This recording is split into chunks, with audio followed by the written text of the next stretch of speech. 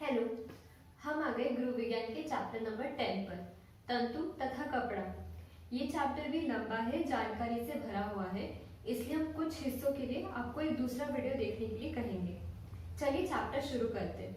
इसमें भी बहुत सारे कपड़ों के बारे में बताया गया है और मैं चाह रही थी कि मैं आपको उन कपड़ों को दिखा पाऊँ, लेकिन मेरे घर में इतने सारे टाइप के कपड़े हैं नहीं, तो हम जितना हो सके आपको फोटोज की मदद से दिखाने की कोशिश करेंगे। कपड़ों के कई प्रयोग होते हैं। पहनते वक्त हम कपड़े स्टाइलिश दिखने के लिए पहनते हैं, अच्छा दिखने के लिए, ज्यादा गर्मी या ज्यादा ठंडी से बचने के लिए। उसके अलावा हम कपड़ों का प्रयोग पर्दे, बेडशीट, चादर, तकियों का कवर, टॉवेल, पोछा ये सब बनाने के लिए भी करते हैं। पर ये कपड़ा बनता किसका है? कपड़ा बनता है तंतु का। तंतु अर्थात फाइबर। पर अब ये तंतु कहाँ से आता है, चलिए देखते हैं। फाइबर के, तंतु के अलग अलग स्रोत होते हैं। कुछ स्रोत प्राकृतिक होते हैं और कुछ स्रोत मानव निर्मित होते हैं। मानव निर्मित अर्थात इंसान के बनाए हुए। प्राकृतिक स्रोत में आता है कापस यानी कॉटन, ऊन जो हमें भेड़ से मिलता है, और रेशम जो हमें रेशम के कीड़ों से मिलता है। मानव निर्मित तंतु में दो प्रकार होते हैं। पहला है पुनः उत्पादित तंतु। पुनः मतलब फिर से उत्पन्न किया हुआ, फिर से बनाया हुआ तंतु। इसमें हम जैसे कि छोटे छोटे कपास, दूध का प्रोटीन, लकड़ी के रेशे या गुर्दे, इनमें से निकले हुए तंतु को किसी रसायन, किसी केमिकल के साथ मिलाकर एक नया तंतु बनाते हैं। दूसरा प्रकार है कृत्रिम तंतु यानी कि सिंथेटिक।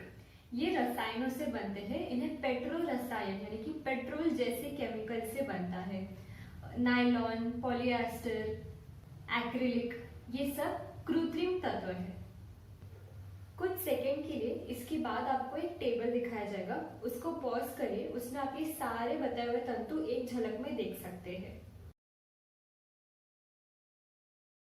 इसके अलावा तत्वों का वर्गीकरण उनकी लंबाई पर भी किया जाता है।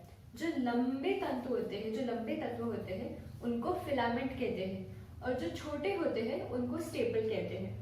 चलिए अब हम कुछ ऐसे तंतु देखते हैं जो हम बहुत ज्यादा इस्तेमाल करते हैं। सबसे पहला है कपास। कपास से सूती का कपड़ा बनता है, कॉटन का कपड़ा। ये कपड़ा बहुत ही कोमल होता है, मजबूत होता है, छिद्रील होता है। छिद्रील यानी उसमें बहुत सारे छोटे छोटे छेद होते हैं, इसलिए ये पानी को जल्दी से सोख लेता है। ये कपड़ा जल्दी साफ हो जाता है, इसलिए इन्हें कपड़ों के अलावा चादर, तौलिए ये सब बनाने के लिए भी इस्तेमाल किया जाता है।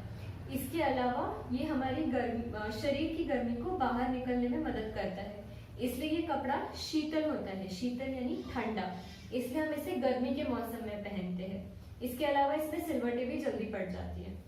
दूसरा है फ्लैक्स। फ्लैक्स एक कड़क तंतु है। इससे बनने वाले कपड़ों को हम लिनन कहते हैं। ये चमकदार होता है, किफायती होता है, धोने में आसान होता है, इसमें भी सिलवटें जल्दी पड़ जाती है। ये ठंडा कपड़ा है और एक अवशोषक है। अवशोषक का मतलब याद है आपको?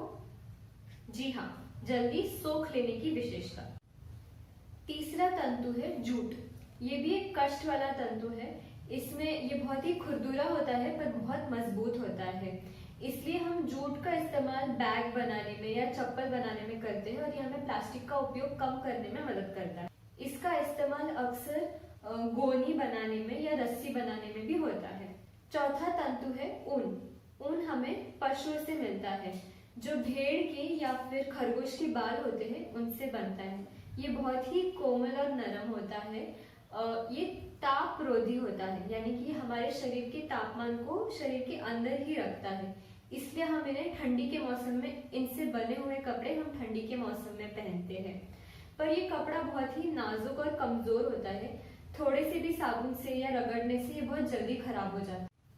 पांचवा तंतु है रेशम। रेशम रेश के कीड़ों से बनता है। ये बहुत ही नरम, कोमल, सुंदर, चमकदार तंतु है। इससे जो बने हुए कपड़े होते हैं ये अक्सर खास अवसरों पर भी पहने जाते हैं। ये ऊन से ज्यादा मजबूत होता है, इसलिए ये जो कीड़ा होता है उसे रेश की रानी भी कहा जाता है। छठा तंतु है रेयॉन। रेयॉन एक मानव निर्मित तंतु है। इसको मानव ने बनाया है। ये दिखने में रेशम जैसा ही होता है, लेकिन ये इतना कमजोर होता है, रेशम जितना मजबूत नहीं होता है।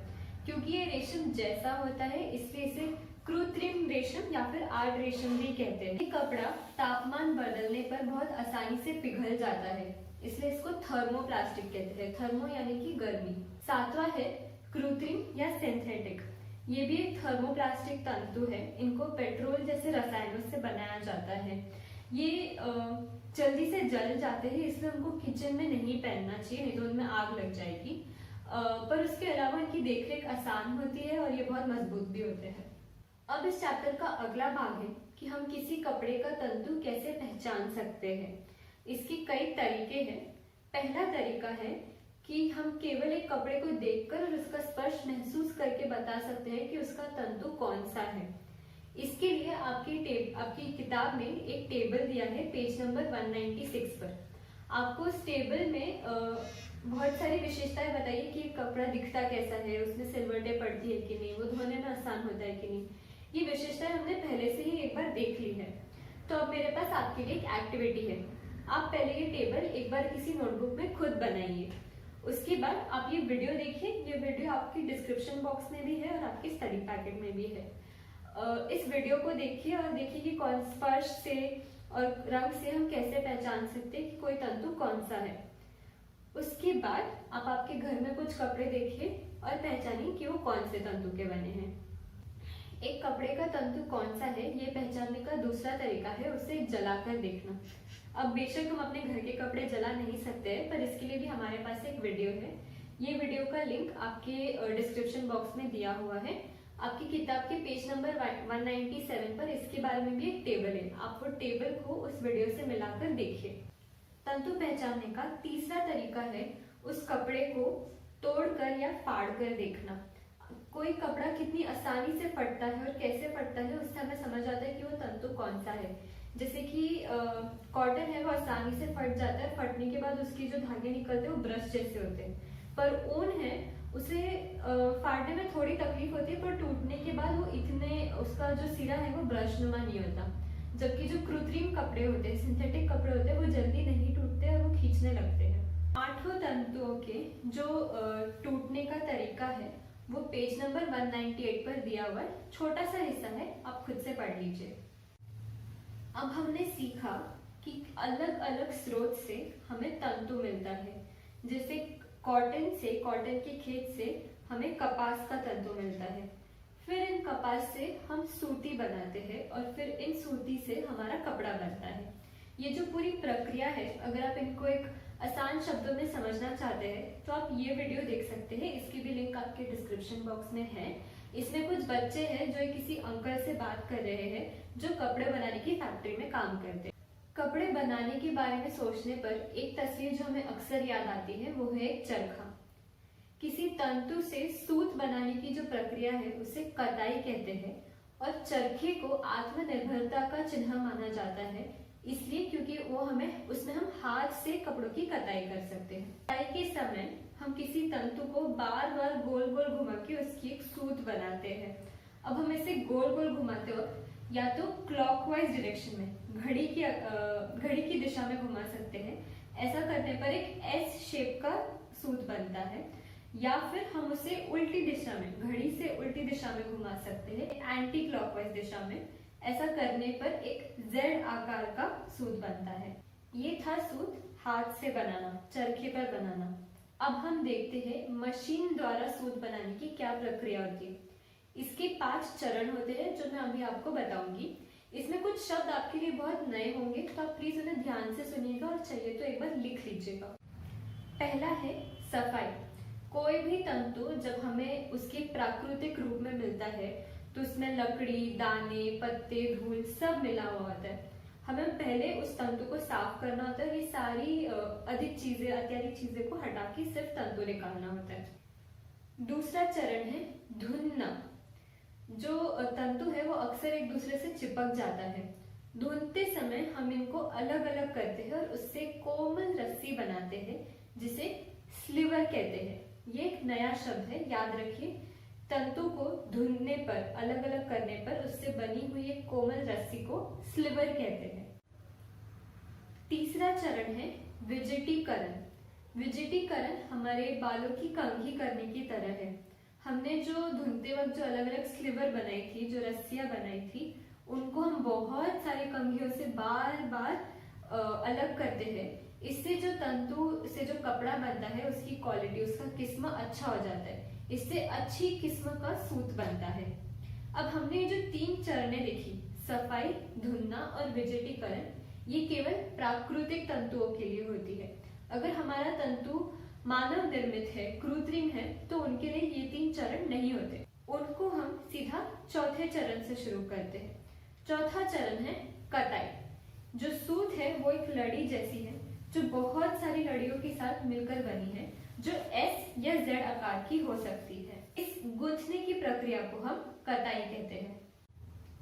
आखिरी चरण है कुंडलन। कुंडलन के समय हमारा जो सूत तैयार हुआ है, हम उसे पैकेजिंग के लिए, बेचने के लिए गोल गोल रूप में बांध के देते हैं। आपके घर में शायद ऐसा धागा होगा। ये केवल एक प्रकार का कुंडलन है जो हम हमारे घर में रखते हैं। ऐसे बहुत सारे कार्य के मुताबिक, उसकी जरूरत के मुताबिक बहुत सारे तरह के कुंडलन होते हैं, जैसे कि इस तस्वीर में दिखाए हुए हैं। चलिए हम एक बार वापस ये 5 चरण याद करते हैं। पहले आता है सफाई, फिर धुनना, फिर विजिटीकरण, उसके बाद कताई और फिर कुंडलन। अब हम आते हैं सूतों के वर्गीकरण पर। 2 प्रकार है, साधारण सूत और नोवेल्टी सूत, पर इनके नीचे भी इनके कुछ अलग अलग प्रकार है। इसलिए ये हिस्सा होने के बाद मैं एक छोटा सा टेबल, एक चार्ट ऐड कर दूंगी जिसमें आपको सारे प्रकार एक साथ दिखेंगे। अब हम शुरुआत करते हैं साधारण सूत से। साधारण सूत ऐसा होता है जिसकी पूरी धागे में, पूरे सूत में मोटाई एक समान होती है। एक समान तरीके से पूरे धागे को गूंथा जाता है। ज्यादातर कपड़े बनाने में इसी का इस्तेमाल होता है। साधारण सूत के भी 2 प्रकार है। पहला है एकल। ये एक ही तंतु के, एक ही धागे के बल पर, एक ही रस्से के बल पर बनाया हुआ एक पूरा सूत है। हल्के और खुरदुरे कपड़े बनाने के लिए इस्तेमाल किया जाता है। साधारण सूत का दूसरा प्रकार है प्लाई। आपने अंग्रेजी में सुना होगा, 2 या 2 से ज्यादा चीजों को प्लूरल बोलते हैं। प्लूरल ही जैसे कि प्लाई। इसमें भी 2 या 2 से अधिक तंतुओं से बना हुआ जो सूत है उसे प्लाई सूत कहते हैं। अभी प्लाई सूत में जितने सूतों का प्रयोग हुआ होगा उसका नाम भी उसी तरह होगा, जैसे कि 2 प्लाई, 3 प्लाई, 4 प्लाई। ये हमारे बालों की चोटी बनाने जैसा ही है। जितने धागे होंगे, जितने सूत होंगे, उनको चोटी की तरह लपेट उससे सूत बनाया जाता है। ये दिखने में कैसे लगते हैं और इनको बनाने के तरीके आपके किताब के पेज नंबर 204 पर भी दिए हुए हैं। अब दूसरा प्रकार था नोवेल्टी सूत।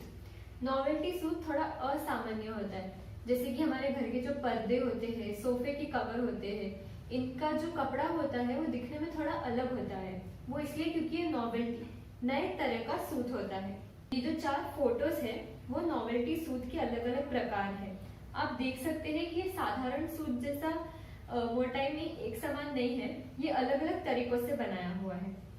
ये पहले 2 फोटोज का जो सूत है वो आपको ऊन के कपड़ों में मिल सकता है। इसमें सारे धागे की लंबाई पर छल्ले बने होते हैं। इसको लूप सूत कहते हैं। लूप यानी कि गोल गोल। जबकि जो नॉट सूत है उसमें पूरे धागे की लंबाई पर घेरे बने होते हैं। फिर आता है स्लैब सूत। जैसा कि आप देख सकते हैं, इनकी लंबाई में कुछ हिस्से में जो घेरे हैं वो मोटे हैं और कुछ हिस्से में जो घेरे हैं वो पतले हैं। ये जो गैर एडहेंटेड है, यानी कि अलग अलग मोटाई में जो घेरे बनाए हुए हैं, उससे ये कपड़े किसी आभूषण यानी कि किसी गहने की तरह लगते हैं। अब इस फोटो में हमें पिच सूत दिखाया गया है। जैसे कि क्रिकेट में भी जो जहाँ पर हम क्रिकेट खेलते हैं उसे पिच कहते हैं, क्योंकि एक सतह होती है और फिर उसके ऊपर हमारा घास या बहुत ही छोटा छोटा कटा हुआ घास होता है। ये जो कपड़ा है ये भी पिच की तरह है। इनकी जो सतह होती है वो रुई जैसी होती है। जो कालीन या कारपेट के कपड़े होते हैं, आप अगर उनकी सतह को टच करेंगे तो आपको ऐसे अलग अलग कण महसूस होंगे। इसे पिच सूत कहते हैं। पेज नंबर 204 और 205 पर एक टेबल है जिसमें आपको साधारण नोवेल्टी सूत का सारे प्रकार एक झलक में दिख जाएंगे। इसके अलावा आपको आपकी किताब में बहुत सारी गतिविधियां दी हैं, आप उन्हें जरूर ट्राई करिएगा। ये सारे क्वेश्चंस एक दो बार सॉल्व करने पर ही आपको चैप्टर के बहुत सारे मुख्य भाग अपने आप याद हो जाएंगे। तंतु, कपड़े, कपड़ों के ये जो तीनों चैप्टर है उनके लिए रिटेल हॉलिक्स ये यूट्यूब चैनल जो डिस्क्रिप्शन बॉक्स में भी दिया गया है, आप उनकी सारे वीडियोस देखिए, वो बहुत सारी चीजें बहुत आसान तरीके से बताते हैं।